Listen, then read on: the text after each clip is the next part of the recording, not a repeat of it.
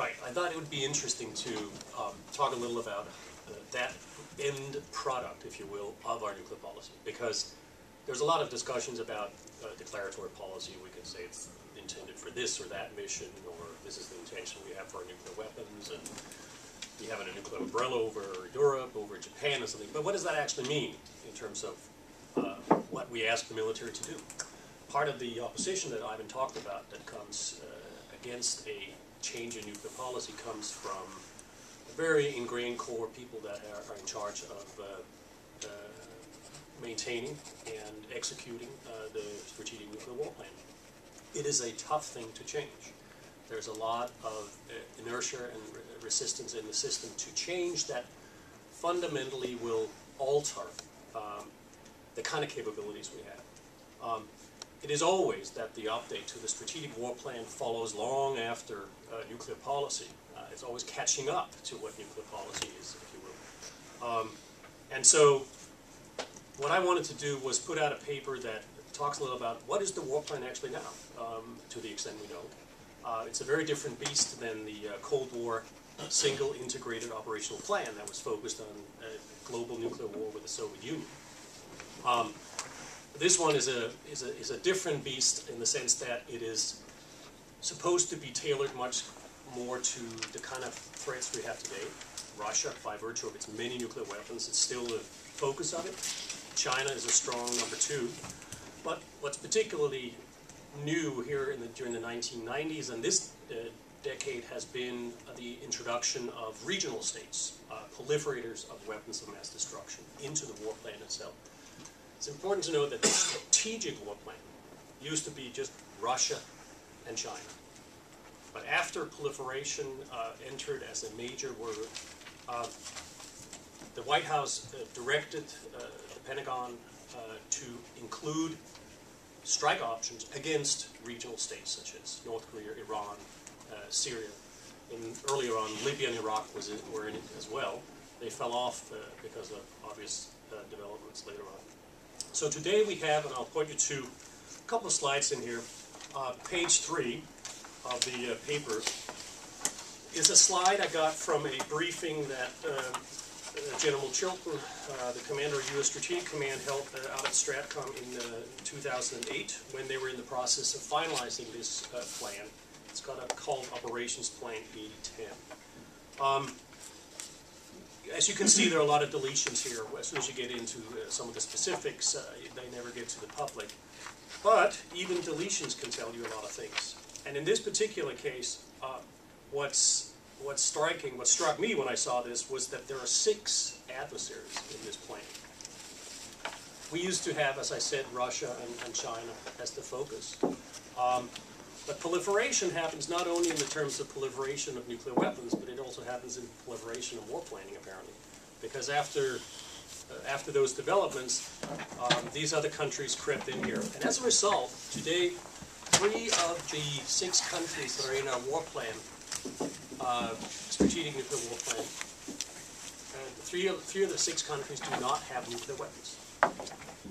And so when Obama has stood up and he has said, he wants to put an end to Cold War thinking by reducing the role of our nuclear weapons. Where will that reduction fall? How will that look? What are the options he has? And one of the options, obviously, that is floating around the most, I hear, is that he will pull back, so to speak, from this regional mission of nuclear weapons against proliferators.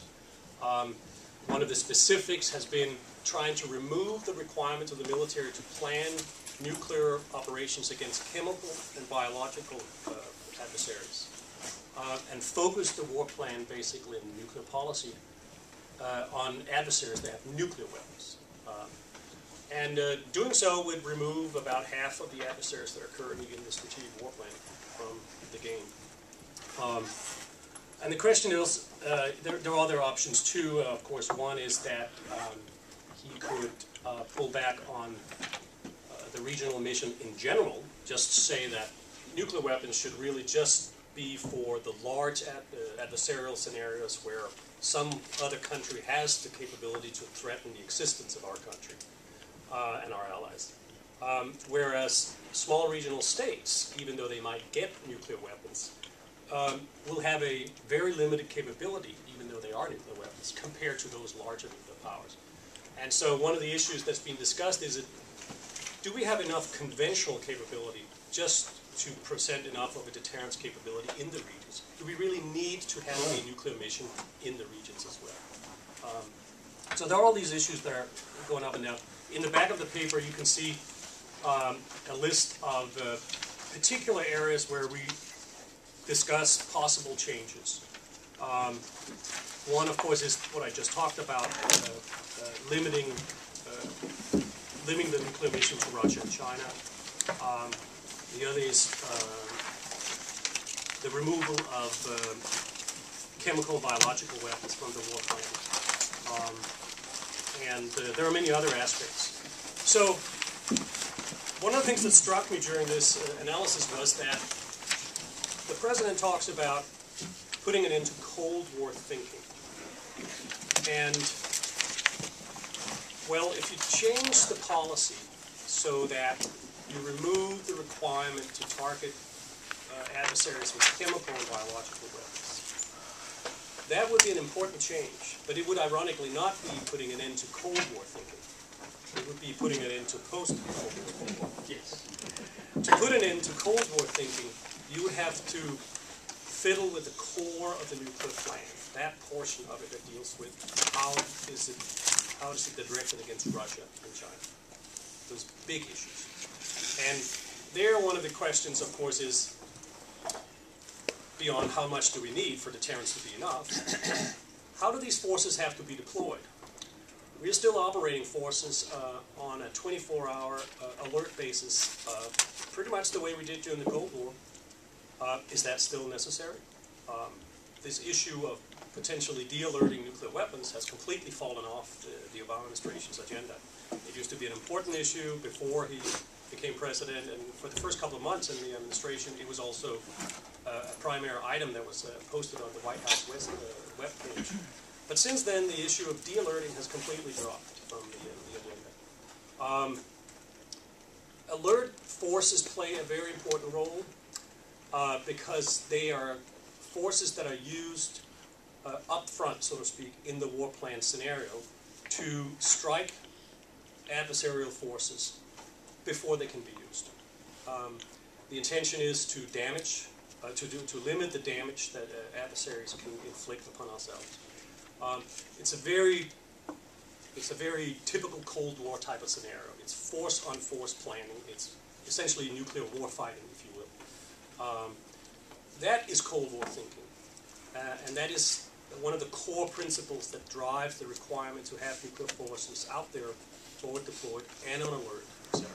And so the question is, if you really wanted to change nuclear policy, how far could you go and get away with it? But also, where are these big items that he would have to address? And it seems to me that the core mission against Russia and China will have to be changed if he is indeed going to change Cold War thinking, or put an end to Cold War thinking. I don't want to take up more time talking about these issues. I rather would have a debate or discussion. You can ask questions, and we can fill in any way we want. The paper speaks for itself, of course, in terms of where we think these changes could happen, and the important development that has happened in the strategic war plan over the last two decades. So with that, I just want to open up the Can I try to ask you, China and Russia obviously have changed. Yes.